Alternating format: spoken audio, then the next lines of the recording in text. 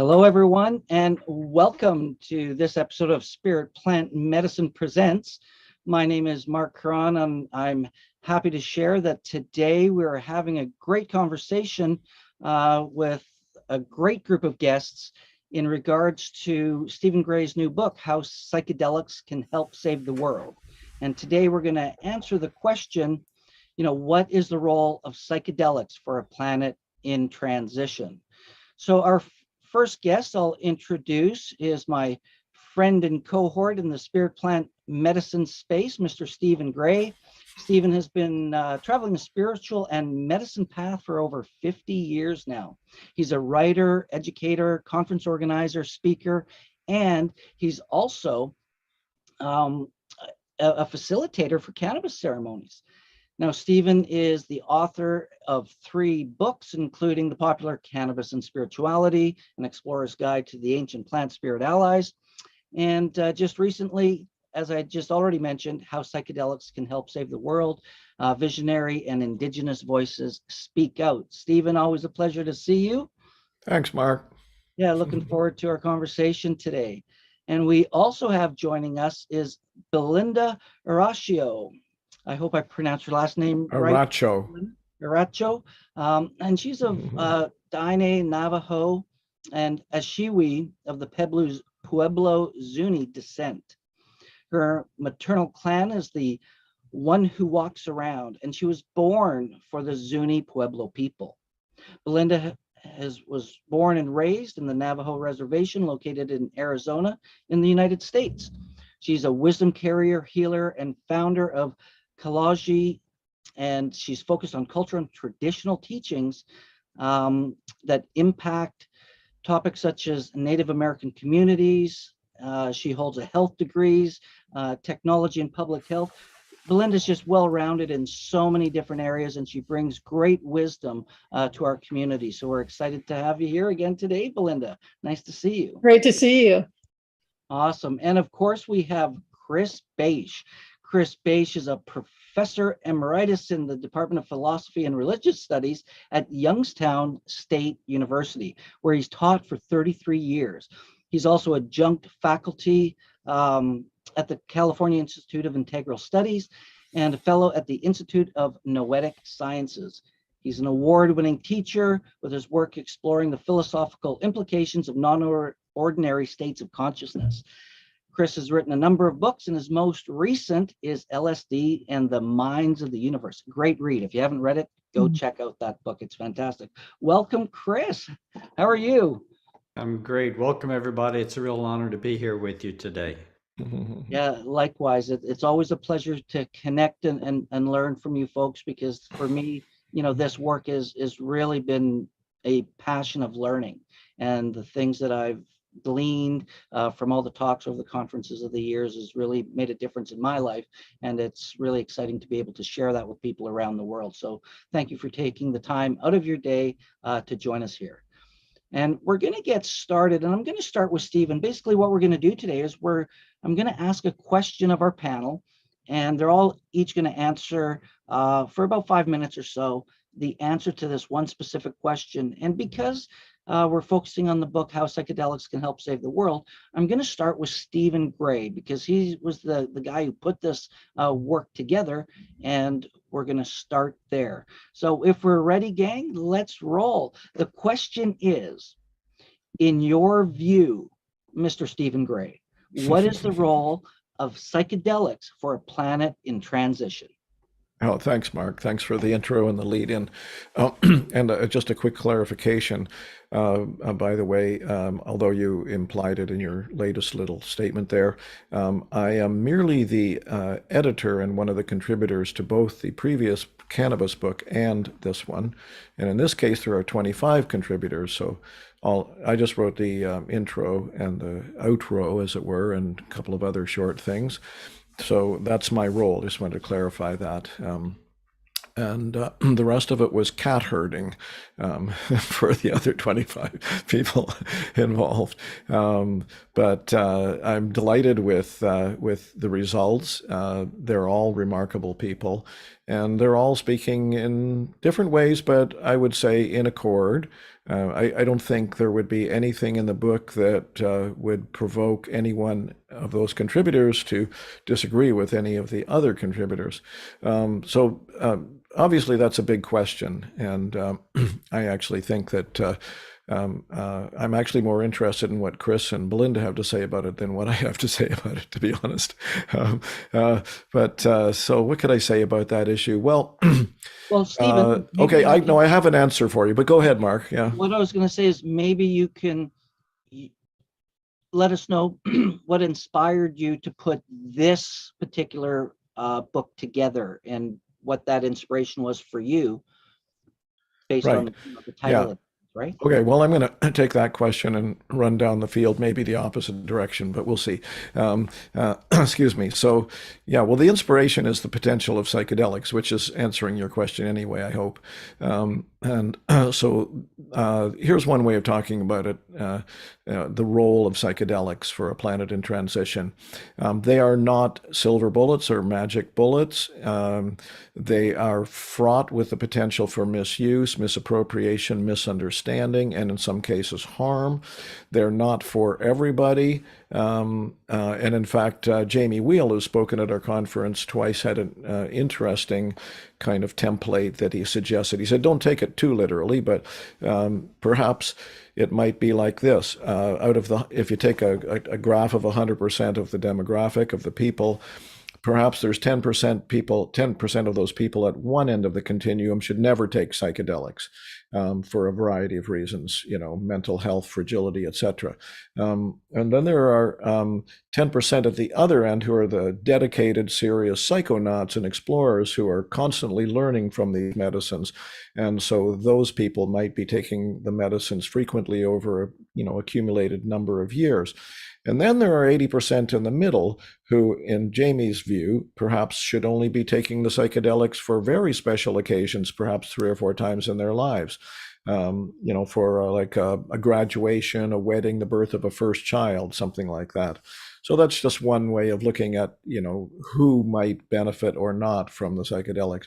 Having said that, my other sort of favorite way to talk about these or put them into the context of our current situation is that there's an obvious notion that using the more sort of a medical metaphor, that when the patient is in an advanced state of illness, strong medicines are required. So as obviously all 4 of us here understand quite clearly, we are in a dire condition on the planet. And as Chris Bache has made so clear in his books and talks and different things like that, we are heading into, sorry to steal your thunder here, Chris, but a death rebirth cycle, which is most likely to become increasingly more difficult on the material level over the next decades. We don't know how long. So things are, we're in a crucial moment. We're in a crucial nexus moment. So what we need, as I understand it, is we need tools that can almost in a sense shock the monkey or wake us up, do a lot of healing work and awakening work. So in that regard, the way that I like to think of the psychedelics is as reality medicines. They're not about escaping into some alternative reality particularly, although that's a fraught, thing to say, I suppose. But ultimately, what they're capable of when they're done in the most skillful, intentional circumstances, I think, is they can open us up into understandings which are real, about who we are, the nature of things. And that includes another way that I like to talk about them as well is I think of psychedelics as having sort of 2 interwoven capabilities. One is that they are truth serums potentially. So they can show us things about ourselves so that we can see where we are blocked, where the obstacles are. We can see sometimes into our past and the places we've got stuck or turned away from ourselves, as Gabor Mate might say. And then the other side of that, it's part of the same function, of course, and as I say, interwoven, is that they can ideally open us up to what my old Buddhist teacher, Chogyam Trungpa, would call unconditioned reality, the awakened state to some degree or another. And as people that take psychedelics often say, these states often feel more real than the ones that most people live through most of the time. So I think I'll stop there. Well, thank you, Stephen. So before we get into any kind of conversation, I'm going to pass it to Belinda from her perspective and her worldview, to answer really the same question. What do you feel is the role of psychedelics for our planet in transition? Belinda. Thank you, Mark. Before I get started, I do want to do a land acknowledgement to the people of the Phoenix area, which are the Otam, the Peeposh, the Fort McDowell Yavapai Nation, and the Auction people who live in this place that they refer to as Earth Doctor. I'm here as an invited guest in these unceded territories, and I share a common history with them, and I wanted to acknowledge them in that way. Before I answer that question, that's a loaded question, Mark. I, in my chapter 5, that talks about turning of the soil, I use that as a metaphor for what is unfolding in this time that we are in right now. And to me, the way that I look at psychedelics, I view them more as sacred medicines, not necessarily psychedelics or entheogens or drugs, as many people refer to them. And I think that really puts in perspective itself the language that we use when we refer to these sacred medicines. Everything that we do, we create energy or we transform energy. And it's really important that we clearly understand them and respect them, as my friend Stephen had indicated. But I think also psychedelics is really an opportunity to awaken to ourselves. I was reading some literature the other day about the intellectual quotient and the spiritual quotient, just, on a global level for humanity and kind of where we are.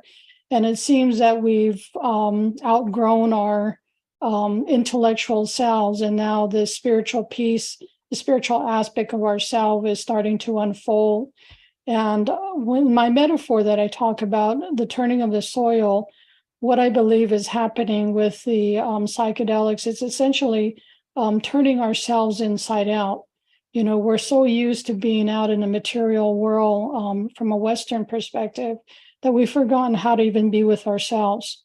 And so by unfolding and taking these different medicines, it allows us to go into these places that we can eventually heal ourselves and then resonate that out into our families and our communities. I also believe that psychedelic medicines or sacred medicines meet different aspects in our lives. My culture, we talk about the cycles of life. When we are born into this physicalness, we come in a spirit physical form. And it is not until we make our first lap that we embody the physicalness as human beings. And then we go through adolescence, adulthood, elderlyhood, and then we return back to source. And I think through those experiences, we go through a path that I refer to as Hojon, which means the balance of harmony in our lives. Now, that doesn't necessarily mean that everything is nice and rosy. Life is life, and sometimes those difficult experiences that we go through allow us to unfold and to see things in a different perspective, but also give us some life lessons that we need to learn.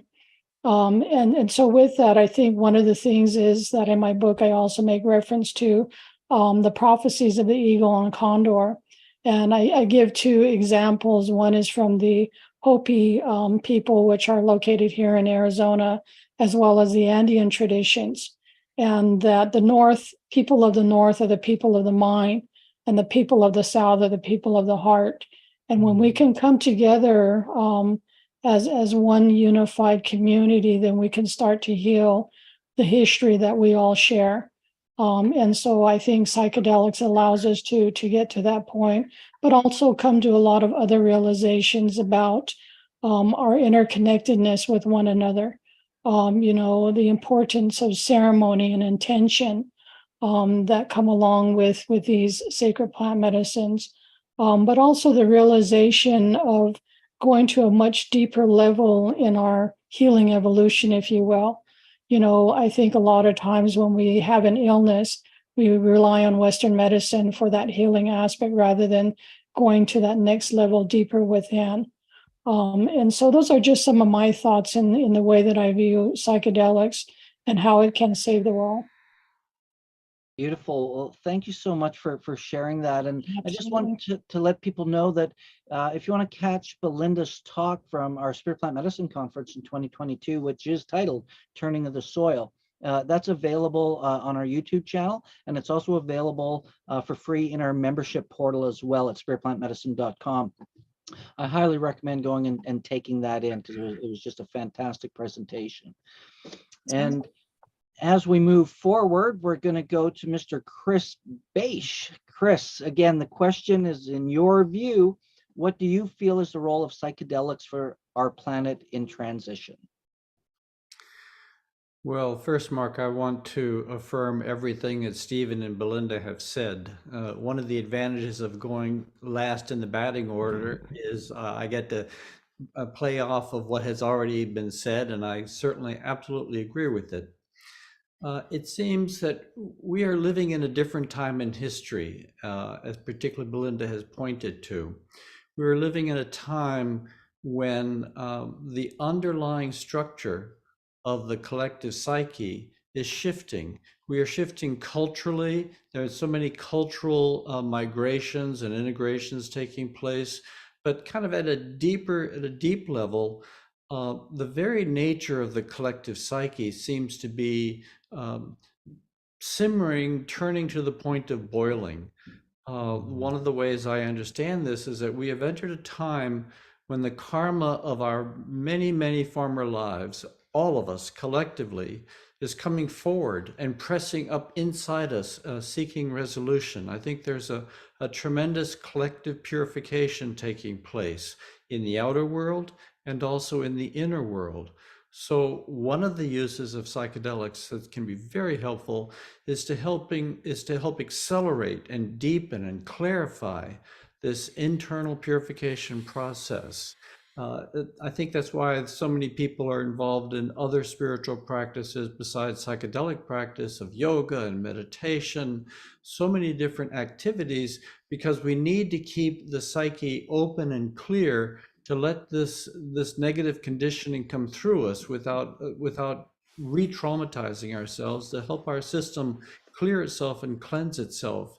And psychedelics, when used conscientiously in ritual context and in therapeutic context, can deepen and accelerate this healing process. And I think one of the fundamental problems that we have been living with is our separation from nature and our separation from our spiritual nature, so that the surface of our nature is not as naturally in tune with our deeper nature as maybe it had been in earlier times, simpler times. So part of healing the psyche is also sort of healing the soul at a deeper level than just kind of personal therapeutic healing, helping the soul enter into deeper communion with its own deep history and with the deep history of the planet and with the deep history of the intelligence that has been orchestrating reality and manifesting reality for 13.7 billion years. So that in addition to taking the healing process deeper than just personal healing, even deeper than collective healing, it's can be a process of reconnecting with that core intelligence that is manifesting life, manifesting nature, and manifesting history, and learning from it, developing a deeper understanding from life itself. What is happening? What is taking place? Why is this century different from earlier centuries? What is the trajectory of our evolutionary project, excuse me, in this century? So healing, facilitating a kind of cultural renaissance but then also facilitating a deeper psycho-spiritual renaissance so that we can reconnect with this core sense, this deeper understanding of what's actually taking place in history. So those are the points that I would just add to what's already been said. It's fantastic, and I look forward to, as we go through, about what transition we're facing. But I wanted to just take this moment as we go into, the next question, so we can unpack this a little bit more. Belinda, you said something really, I think, important and profound that we all need to, take a look at and understand. And this is mostly, kind of my perception and something that I've been picking up, because you talked about the language and how we talk about psychedelics, entheogens, drugs, plant medicines and things. And, I've had the opportunity to speak to a lot of people in terms of interviews and, media and things, and everybody talks about them as drugs.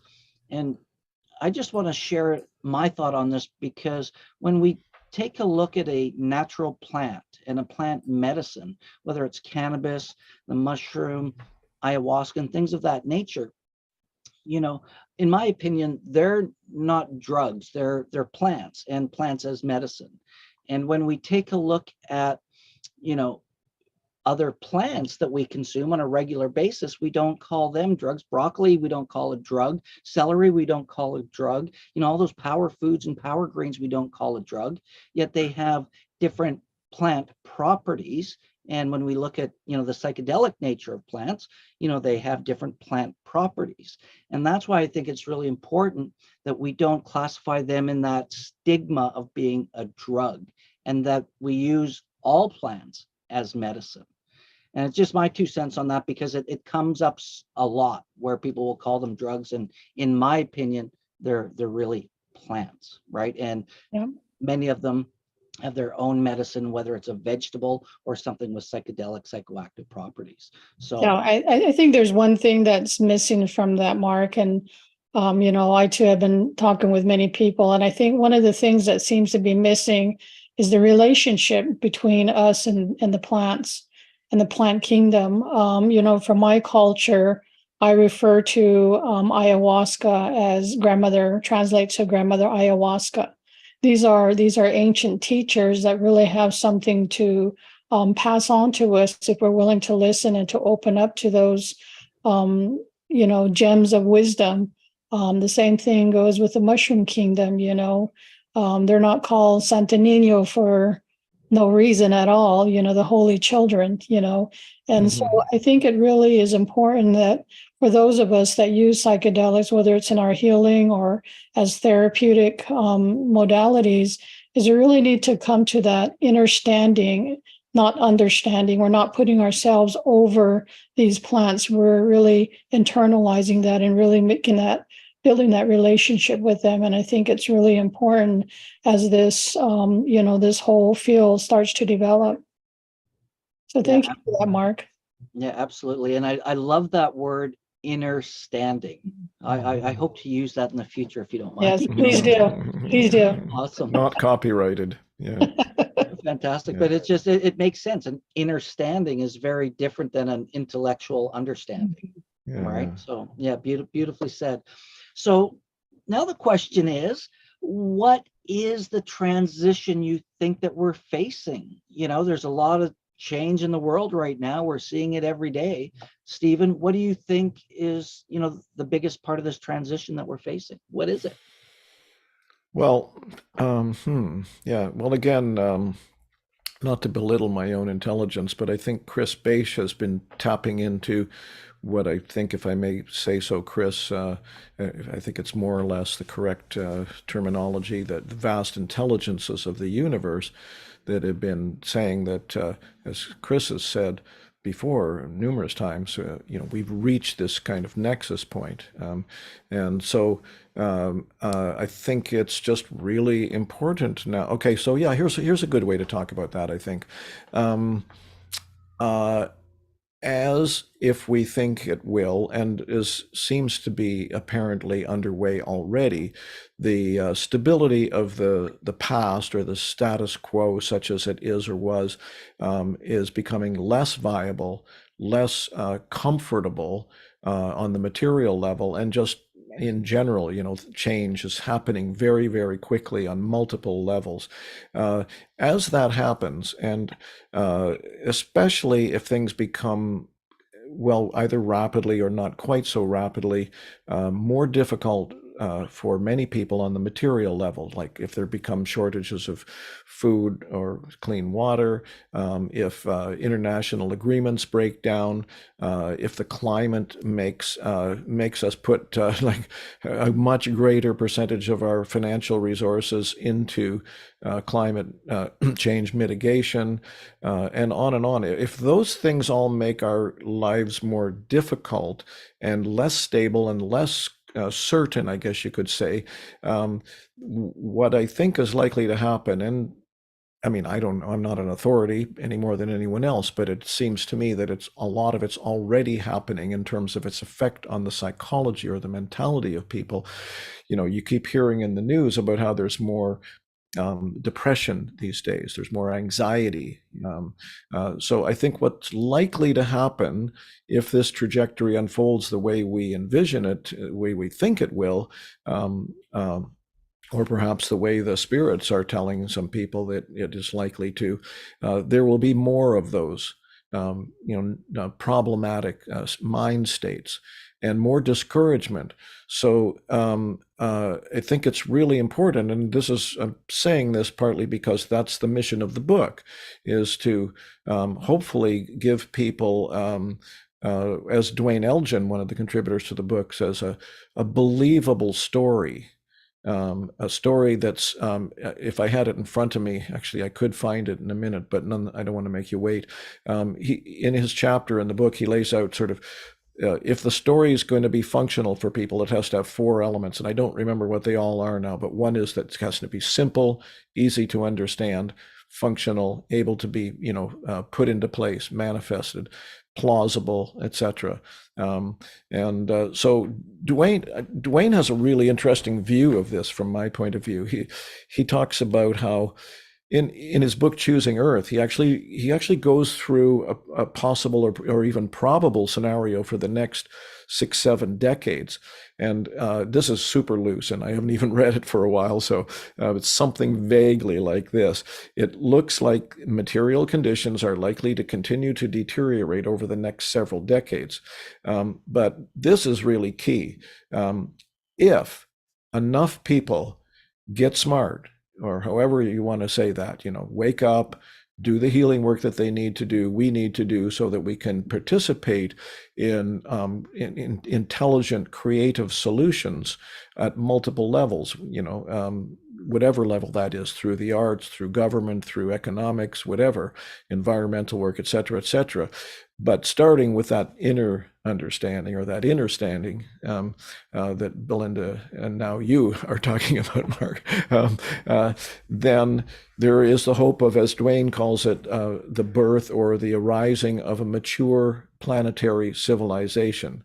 So and Chris, again, if you don't mind my stealing your thunder, Chris has said that he wasn't given any timeline on this. Dwayne lays it out over the next 6 or 7 decades as a possibility.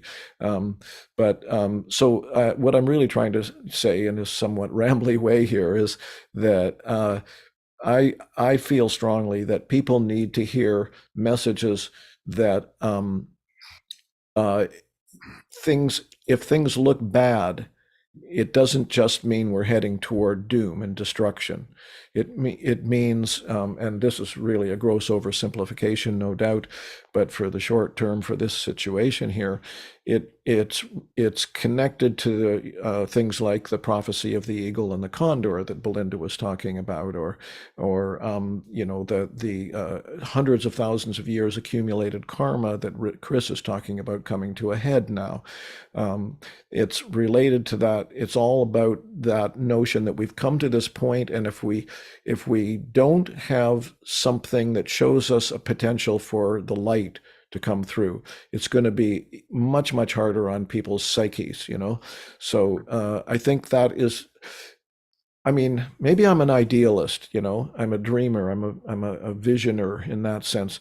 I think we've been given this, I don't just think it, I sense that we've been given this absolutely incredible gift of life on this planet, to wake up to our true interwoven, embedded interrelationship and connection to everything, and to appreciate it and to love it and to create within it, in this short time that each of us has on the planet.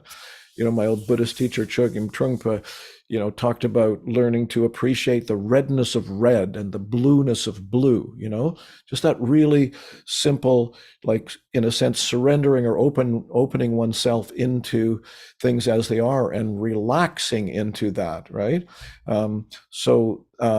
We just need, I think, more and more clear, plausible, actionable information and messages that there is this potential for the birth of individual and collective awakening. So I guess that's one way of talking about, whatever this transition is, that it's no longer sustainable to keep being in the state of spiritual disconnection. I completely understand and agree with what you're saying there, because there's so much going on in the world right now that we need these tools more than ever.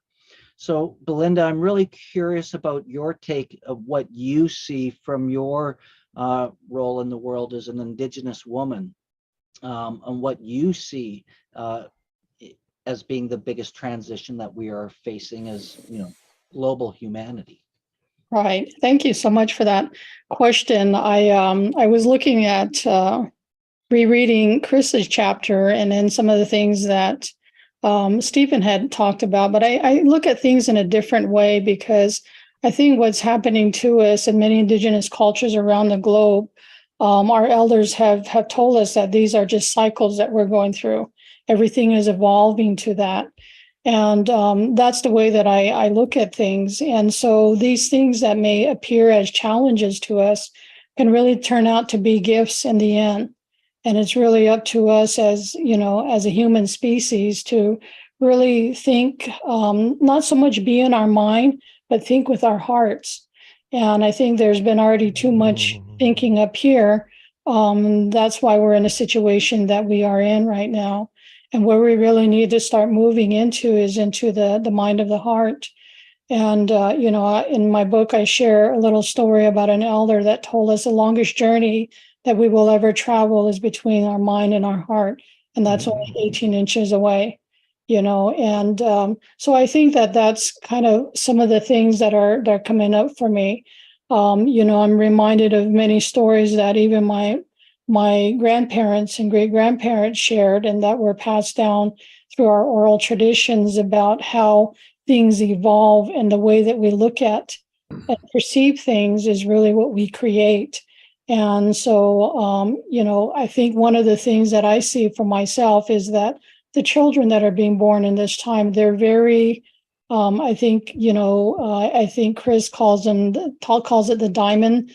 In his book makes reference to a diamond. And I think of these children as very wise souls that are coming in right now. They already have this knowing that is within them to carry on a lot of these teachings and cultures and traditions that we all have forgotten about, because we've kind of been too focused on the materialistic aspects of our lives, and we've forgotten everything else. And so I think, I'm a little bit more optimistic that it's just an evolution and a change and a shift that we are going through as humanity. There will definitely be those that will, I think, falter off on another path. I think one of the things I'm also reminded of in part of the chapter that Chris writes, that reminds me of, is that there are these different things that are evolving, and psychedelics, these sacred plant medicines, allows us to go into these places that are different timelines than this physical timeline that we are in. And we all have our own interpretation of what that is. I've seen the future. I've seen the instruments for healing that have been shared by our star relatives. In my cultures, they said that we are star beings. We are from the stars. Our ancestors are from the stars, and we were remembering those things. But I've also seen the ancient runes and the dwellings crafted on side of the walls in many of my my journeys, and being able to travel into time frames.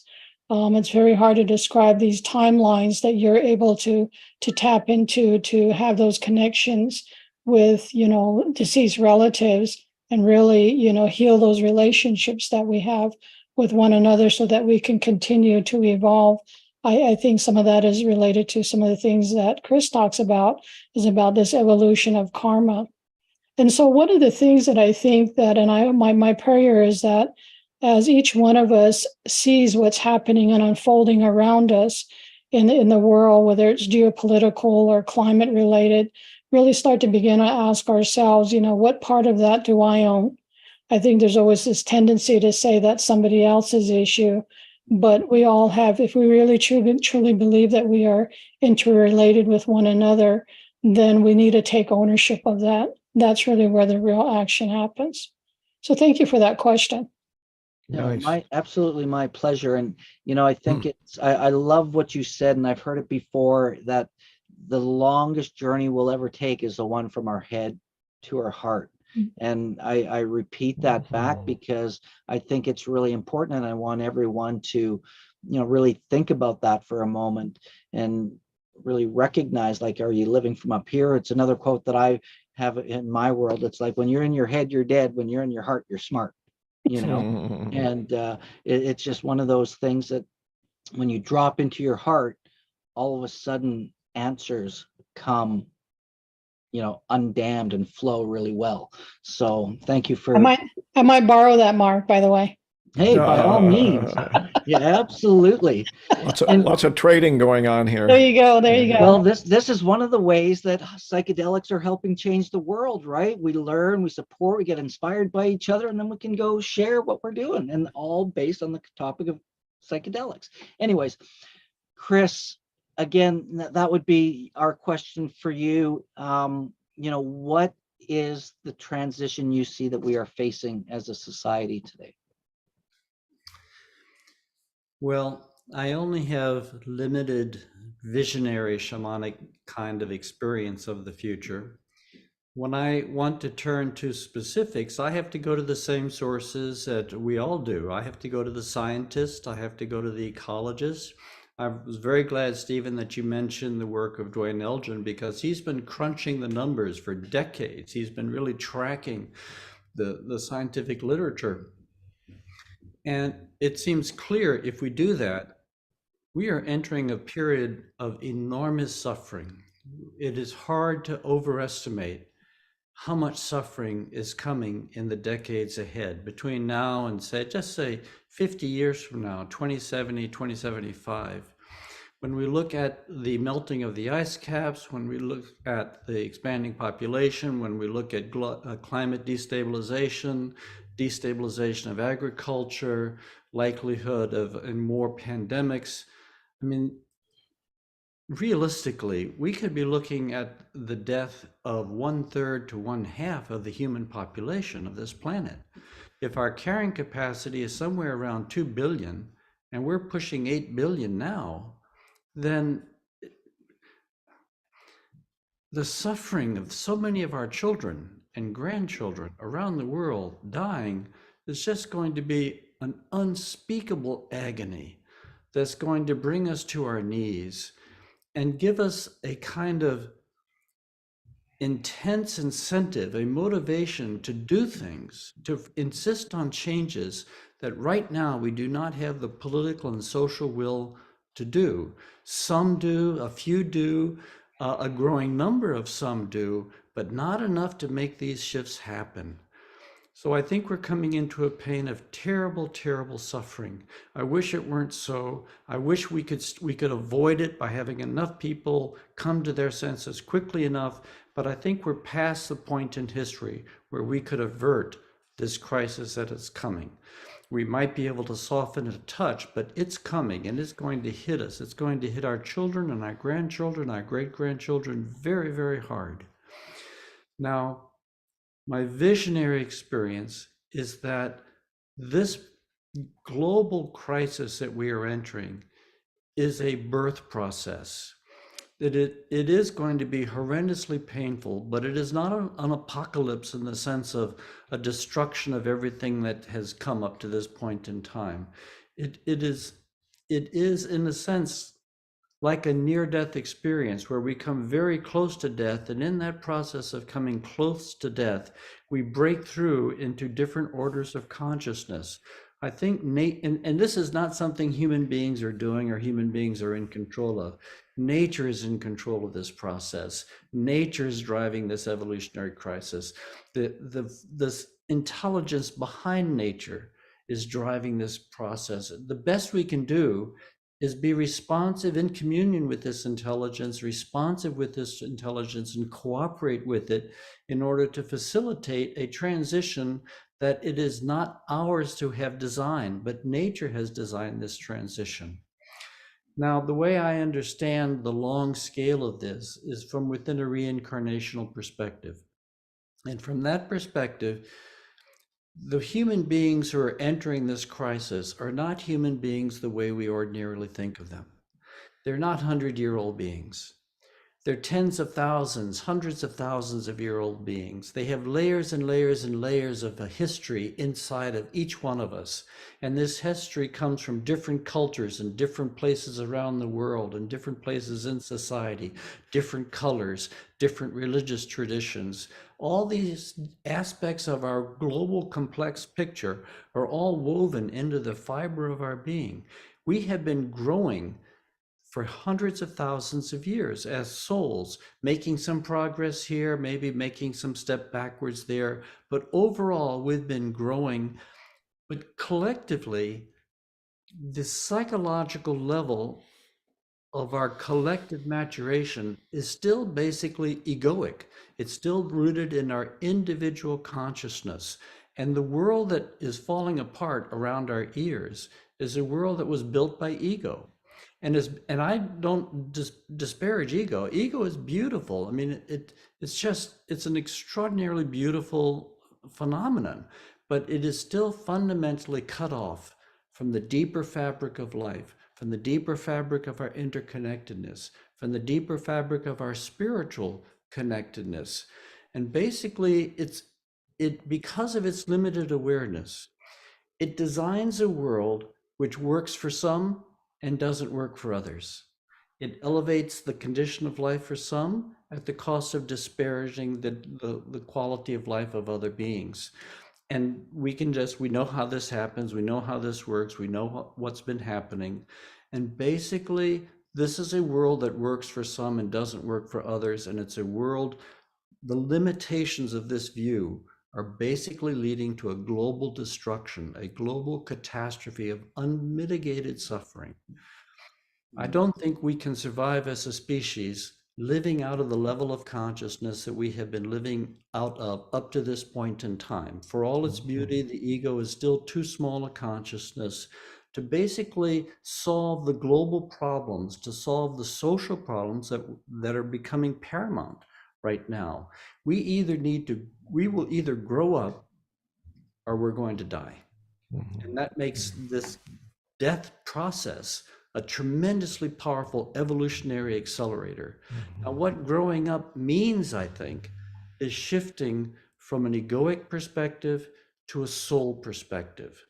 Basically, I think we are in a time when all of our former lives and all of this history and all of this work that each one of us has been doing and collectively we've been doing, I think what's happening is just as the world is coming together as one, our psyches are coming together as one. The prophecies that Belinda refers to as East-West culture, North-South culture, but the psyche is coming together as one.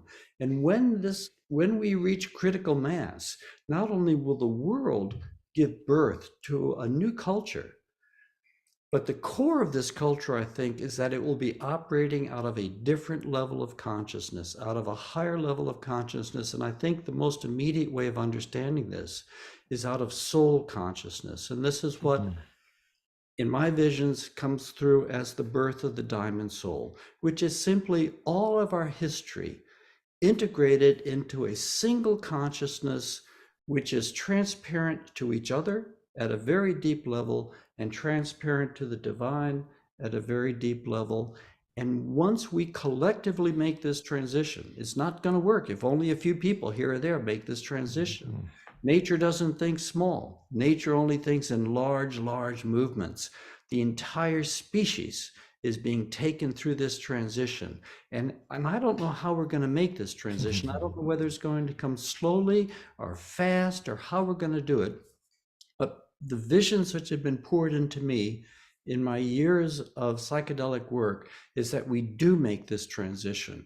We do come out of this crisis a different kind of species, not only improved a little bit around the edges, but with a fundamental change taking place at the very core of the collective unconscious, so that every human being born after this transition takes place is operating out of a different foundation of consciousness, a different, more spiritually informed form of consciousness. And just as any mother, when she goes into labor, is in a day filled with pain, but at the end of the day, when she gives birth to her child, that pain is worth it because of the beauty of the child that's being born. I think it will be that way for us too. We are giving birth to a new form of humanity, a more enlightened form, a more compassionate form, a more spiritually awakened form of humanity, historically unprecedented. And as this transition takes place, we will look back at this century of crisis and we will say, it was worth it. To give birth to something so beautiful, it was worth it. Mark, can I Yes. add Yes. a little icing on that cake? Absolutely, you can, Stephen. Thanks. Well, that was incredible, Chris, by the way. Mind-blowing, really. And I'd just like to throw in one of my favorite sayings: necessity is the mother of invention. And I think that the intelligence, I'm sure the intelligence capabilities of humanity, often, as you've just implied, I think, Chris, in concert with each other, are all but limitless. And so, from my point of view, the optimistic side of this, what you're talking about, Chris, is a potentially extremely difficult, painful period of dissolution before there's enough of a gap for the new vision to come in, is going to be in some way tempered by increasing intelligence. It's like life is getting real on the planet, and as things get real, our deeper capabilities start to come out more and more. So I think that's really important to understand, frankly, and goes along with what I was saying earlier about the need for sort of plausible, understandable, actionable visions and messages for people, so that as many people as possible don't just fall into despair and hopelessness as material conditions deteriorate, if that's what's going to happen. So yeah, I just wanted to add that let us not underestimate, and I'm not saying this in contradiction to anything you've said, Chris, but let us not underestimate the it's almost unlimited potential for creativity that is going to become increasingly needed as time goes on, and will come out, as we move out of the sort of the Hermann Hesse's last book, The Glass Bead Game, Magister Ludi, takes place about 500 years in the future, and he refers back to, or those people refer back to this time as the age of feuilleton, and I'm not sure if I'm pronouncing it correctly, but it means paper, like it's like plastic or insubstantial or something. So there's a kind of a frivolousness that dominates those parts of the world that can afford to be frivolous at this time, which I think is likely to crumble, and more people are going to get real. I don't want to ramble too long, but I just want to say, as a music person myself, music has been treated in such shabby ways in recent history, and I think it's going to play an important role in the future as this reality process or this reality kind of trajectory deepens, and people will start to increasingly discover that there's incredible potential in music that a lot of people already know, but a lot of people have no idea because of the fact that it's, oftentimes people put it on, they don't even barely listen to it, or it's piped into elevators and grocery stores and all that, and just treat it as a kind of a cheapo commodity to influence the mood of a situation, buy more or whatever. We certainly know that with songs like the Peyote Prayer songs and their capability, and the Icaros of the ayahuasca world and their capability and such. Enough from me. Thanks for adding that in, Stephen. And Chris, you said something that I thought was so beautifully said. And it was really the metaphor of a mother giving birth, and that pain that turns into great pleasure, right? Mm-hmm. And it just reminded me of something that it's one thing I always live by, and we see great change coming, and one of our ways of dealing with change is a lot of people resist change, and I want to encourage everybody to embrace the change, because change is automatic. Growth, not necessarily. But when change can happen and we can grow and help others grow and transform through the pain, air quoting, the pain of change, versus the ability to embrace it as an opportunity, because it's gonna suck, it's gonna hurt. It happens when change is happening. Metamorphosis, I gotta believe, isn't always isn't painless to the caterpillar in that sense. And that if we do anything when the change comes, let's embrace the change and grow with it. Based on some of the things that we've been talking about here. And Belinda, I just want to touch in with you. Is there something you wanted to add to what Chris and Stephen may have said there? Yes, I think one of the things that's really important to me, and one of the things that I continue to see in this space, is that we forget about the importance of spirituality in this space, either because we don't understand it, and especially in circles of science. It's very difficult for them to talk about that when we're talking about healing. For many indigenous cultures, spirituality is actually the number one component that actually helps to bring healing and wholeness to an individual. So I think that's one of the things I also wanted to add, and as we start to move forward in this movement, that we be mindful of that. Mm-hmm. Yeah, it really goes hand in hand with our disconnection to nature, right? Mm-hmm. Yeah. And if I could add a footnote to what Stephen had said, I think in my visionary experience, one of the messages that's come through over and over and over again is the pace of the past is irrelevant to the pace of the future. These things are going to happen much faster than we could possibly imagine, much faster, faster, faster. And one of the ways it was unfolded for me is a vision of the entire collective psyche, the species mind that underlies all of our individual minds, is a unified field. And then under the pressure of this time in history, this field is going to become hyperstimulated. Through all the angst and all the suffering and all the uncertainty, it's going to become hyperstimulated.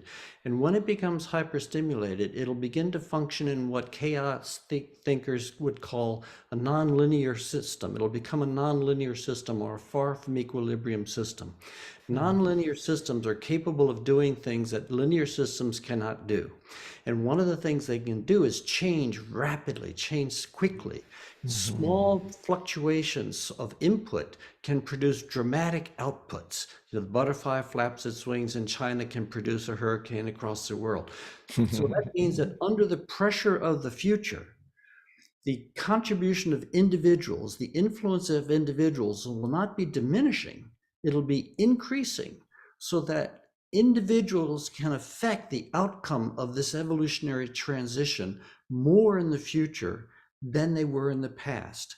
And it's just through this and through many other ways, the speed with which things can change, the creativity, and when nonlinear systems evoke from deeper within its nature, latent forms of creativity that are part of the natural fabric, but had not been actualized up to that point in time. So I think Stephen's absolutely right.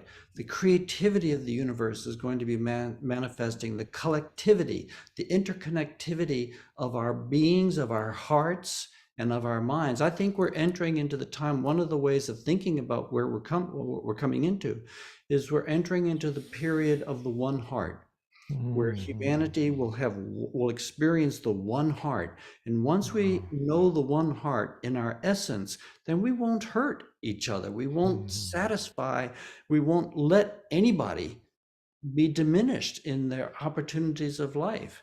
And I think we are awakening into the one heart. And I think, Belinda, you're talking about making the journey from mind to heart is a very powerful mentioning of this. May I, Mark? You may, Stephen. Thank you. Oh, Chris, another beautiful statement. Thanks so much. Yeah, I want to add in another thing on the sort of optimism side, you might say. Excuse me. And this is another one of those little aphorisms which has come to me in a variety of ways. But this particular aphorism is there. I think it's Victor Hugo said that there is nothing as powerful as an idea whose time has come. And Canucus Littlefish, a roadman from the Native American Church that I sat up in meetings with perhaps 24 times or more over a 12-year period. Others have said this too, probably many actually, but what Ken said to me one time, or Canucus said to me one time, was that he and some others had been having a vision that as the stability or believability, plausibility of the current spiritually disconnected, as Chris says, egoic dominated system becomes less and less plausible, less and less viable, then that will create a gap.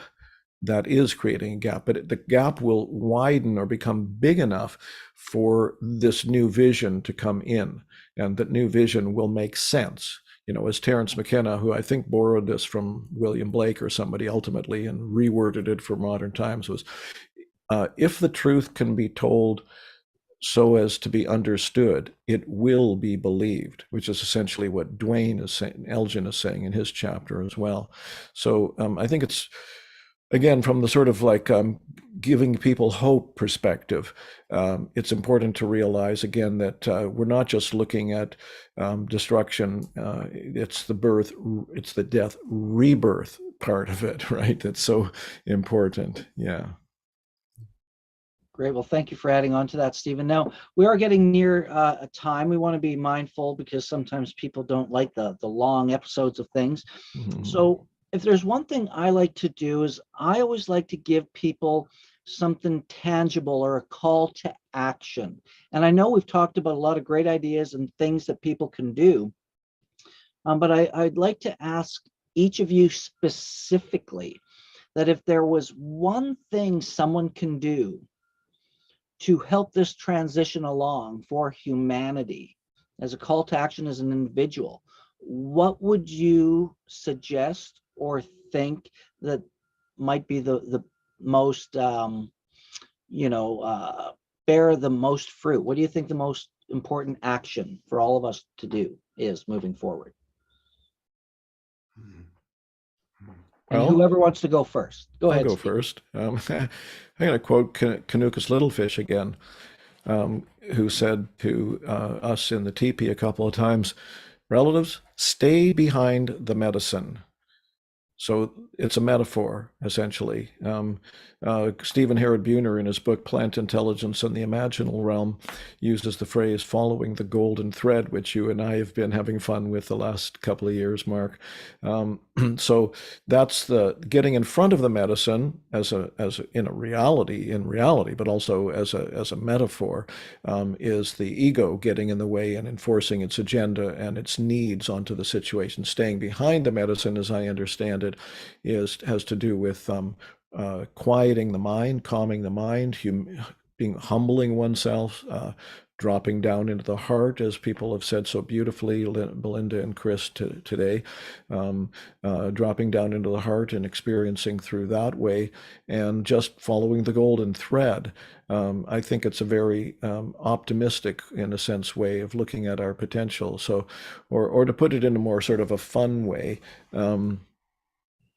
excuse me, the wonderful novelist Tom Robbins, in his book Fierce Invalids Home from Hot Climates, told a story about a friend of his who had like a parakeet or some large, bird that was the first thing any visitor to the place always saw when the person walked in the door. Here's this thing sitting on a stand, and it said to everybody, the parrot's name was Sailor, by the way, Sailor the parrot, and everyone who came in through the store, it said, "People of the world, relax."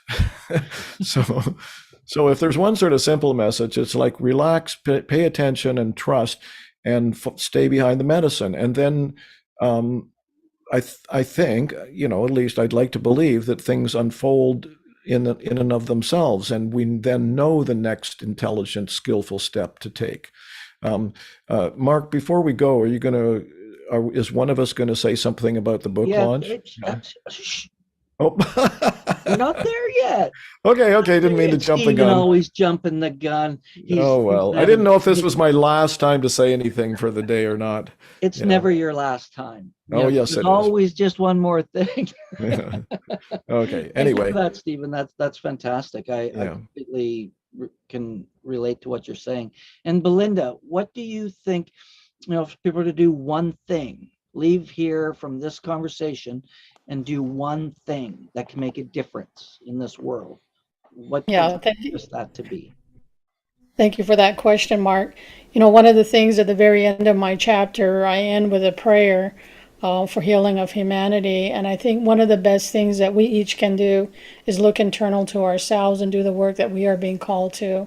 Because with that, then it resonates out into our families, our communities, and then globally, just like, Chris had talked a little bit about. It's just like that pebble in the pond. To really get out there and do something, get involved, look for, practice sacred activism.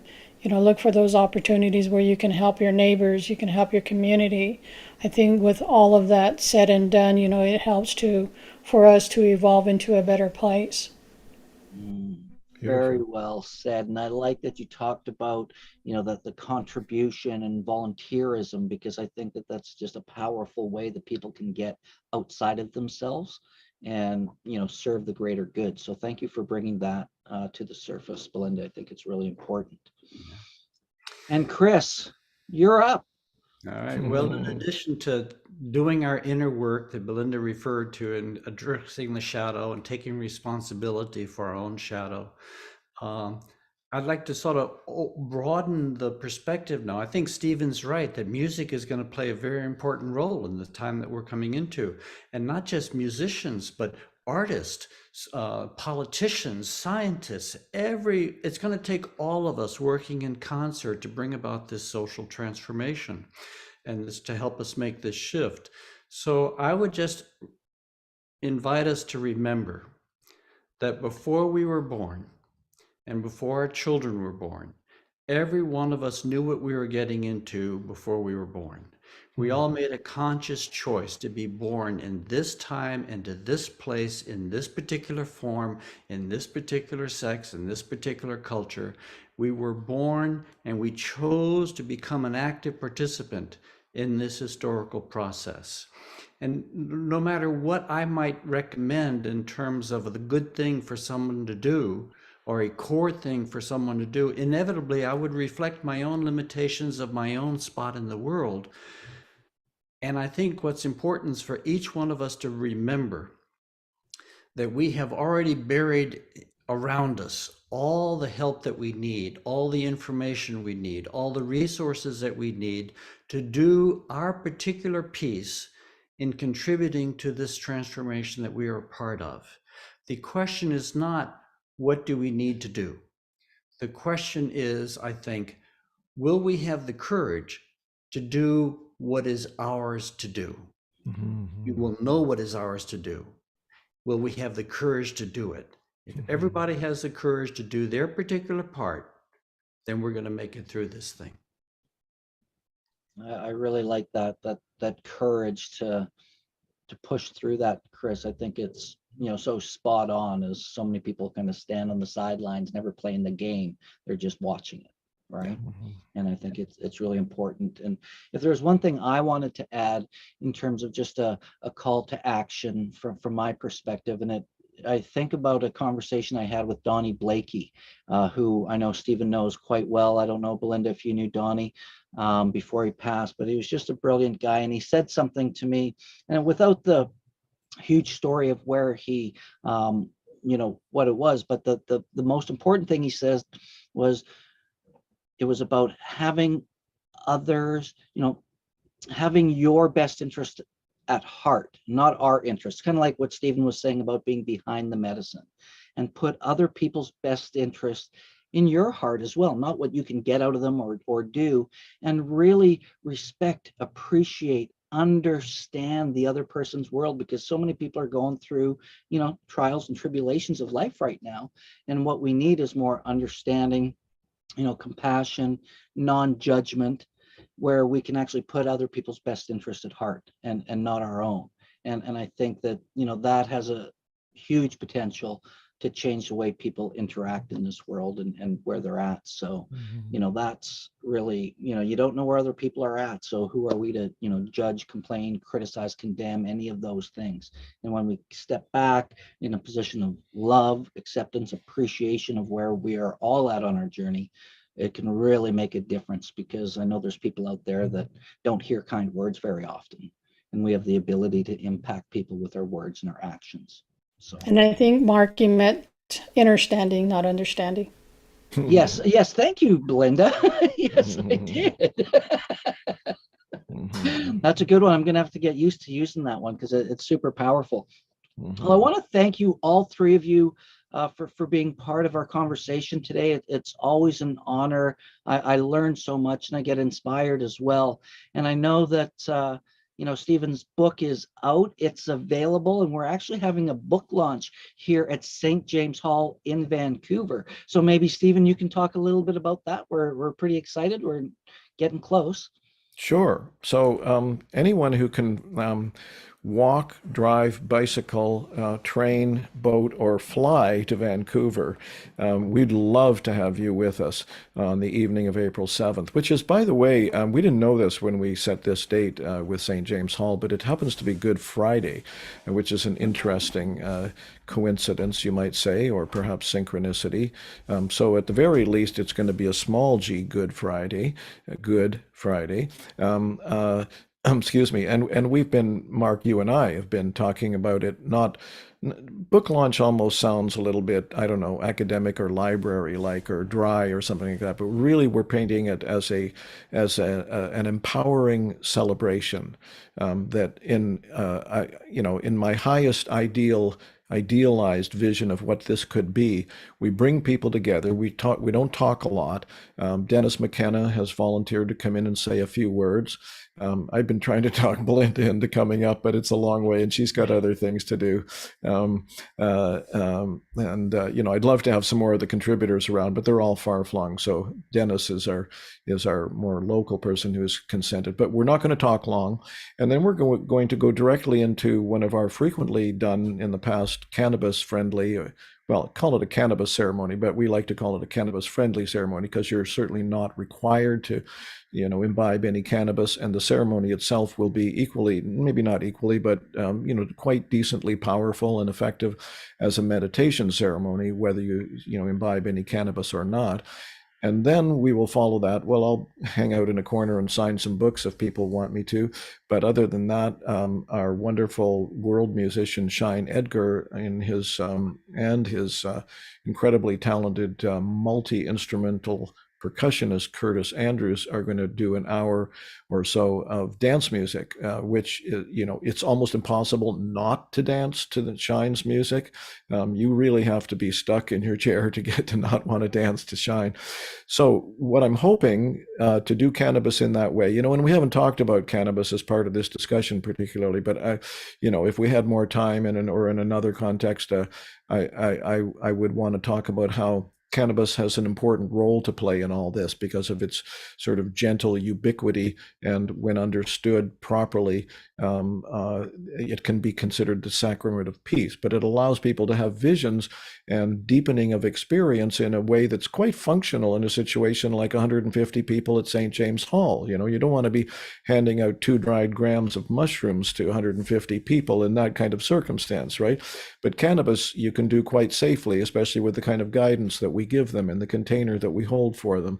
So my vision, my hope is that is an empowering thing as well as a celebratory thing. So we highly and strongly encourage people to come and join us for that.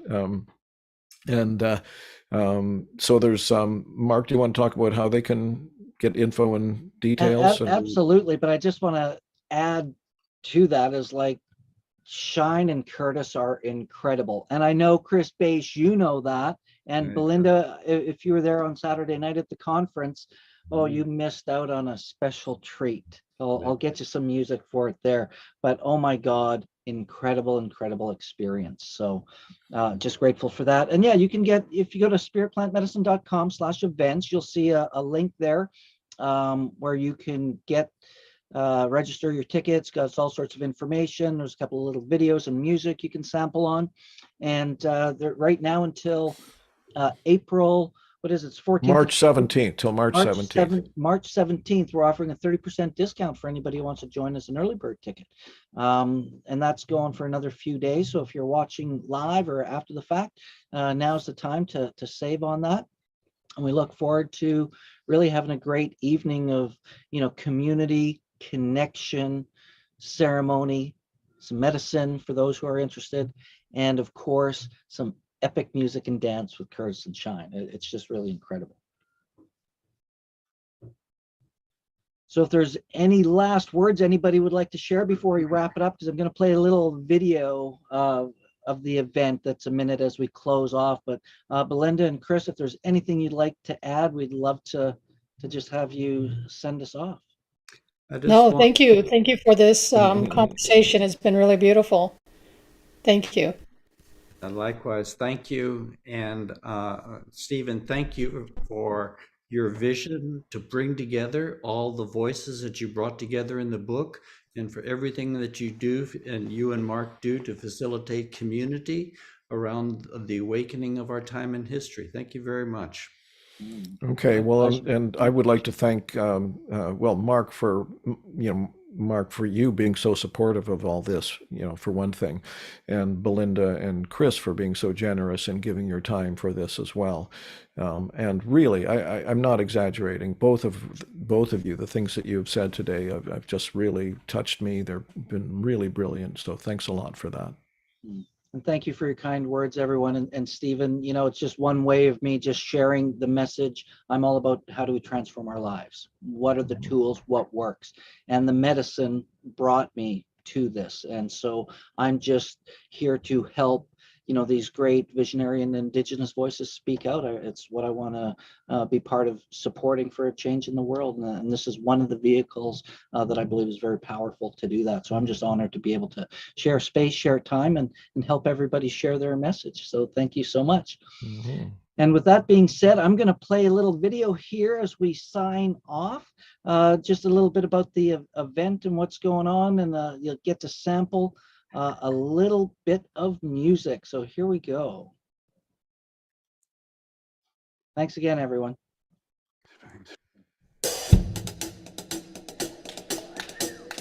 Please do not underestimate how deep we can go individually and collectively with this.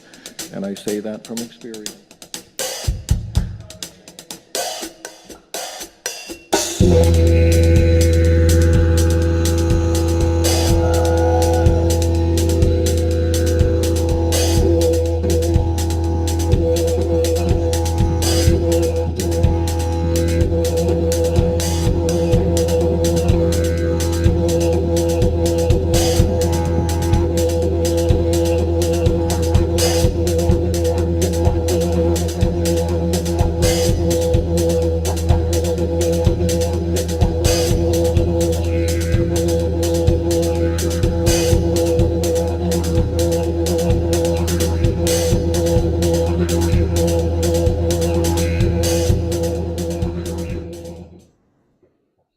Awesome. Well, thank you all for joining us. That's just a little teaser and a taste. But if you go to the website and take a look, there's a 10-minute version of that whole soundtrack that Shine and Curtis were playing that you can go enjoy, because it's really quite epic.